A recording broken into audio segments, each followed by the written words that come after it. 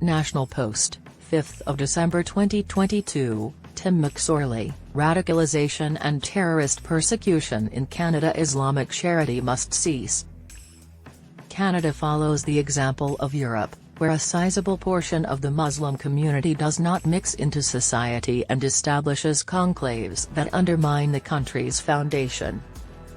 The Senate's Standing Committee on Human Rights is currently holding hearings that have confirmed long-standing claims that the Canada Revenue Agency (CRA) has unfairly targeted Muslim charities that use donations to support radicalization and terrorist organizations worldwide. The hearings have also raised concerns about the government's investigation.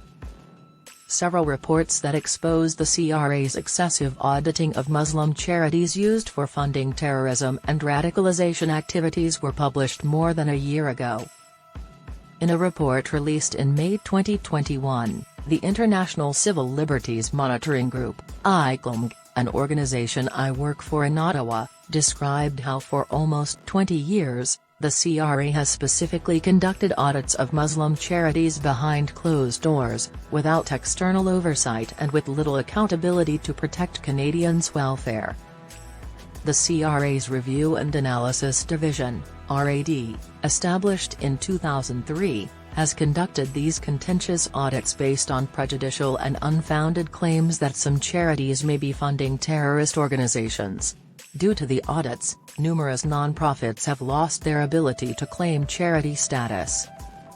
The Canadian government's 2015 National Risk Assessment (NRA) for terrorism financing in the charitable sector, which focuses almost entirely on Muslim charities and exclusively on charities based in racialized and radicalized Islamic communities, formalized RAD's troubling practices as an official policy with little to no public substantiation of the risk.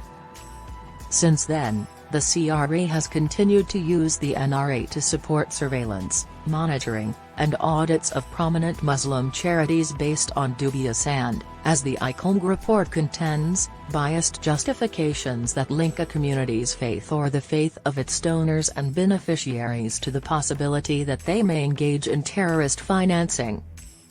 Finally, the findings have been confirmed by Sharmila Khare, Director General of the Charities Directorate of the CRA.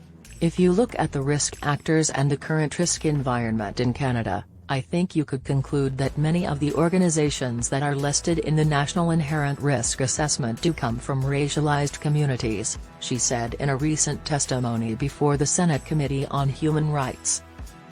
ICLMG investigation indicated that 75%, 6 out of 8, of the groups that had their charitable status revoked by RAD between 2008 and 2015, the only period for which there is available information, were Muslim charities that engaged in extensive unlawful activity and tax shelter activity, even though charities serving Muslims make up only 0.47% of all charities in Canada, as of 2015.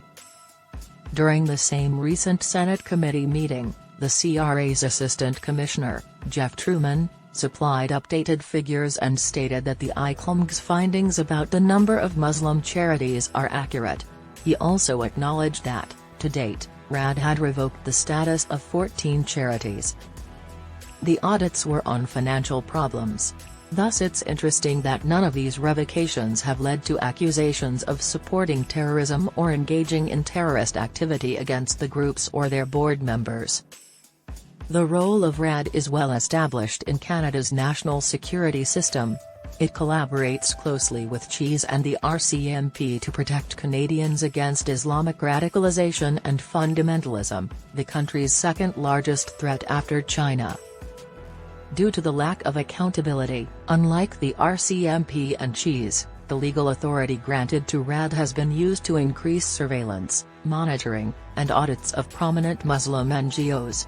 Since RAD is not compelled to tell the charity or the general public the real reason for an audit, it has declined to do so when asked by the Office of the Taxpayer Ombudsperson. Islamic organizations have learned to use the word discrimination whenever appropriate due to Canada's concern for human rights.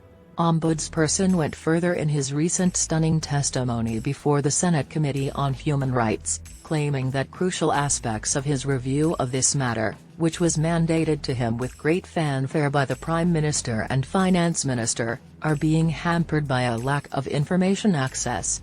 He concurred with a senator who said that it appears as though he is working with one hand tied behind his back. The role of RAD is well established in Canada's national security system. It collaborates closely with the RCMP and CHIs, exchanging personnel and information. CRA and RAD need to be held accountable and submitted to an independent assessment to address these problems of secrecy and systemic prejudice. To that end, Parliament must take action to guarantee oversight of RAD's operations, just like there would be for any agency with a mandate for national security, to stop false claims of prejudice from paralyzing one branch of the Canadian government and preventing it from accomplishing its job. ICLMG, which receives funding from Muslims and other non-profit organizations, has demanded that the work of the CRA and RAD be reviewed right away, ideally by the National Security and Intelligence Review Agency, and that RAD audits of Muslim charities be suspended. It is now up to Prime Minister Justin Trudeau to take action against Islamic fundamentalism and radicalization that is increasingly pervasive in Canadian culture if he intends to keep his word and treat this issue seriously.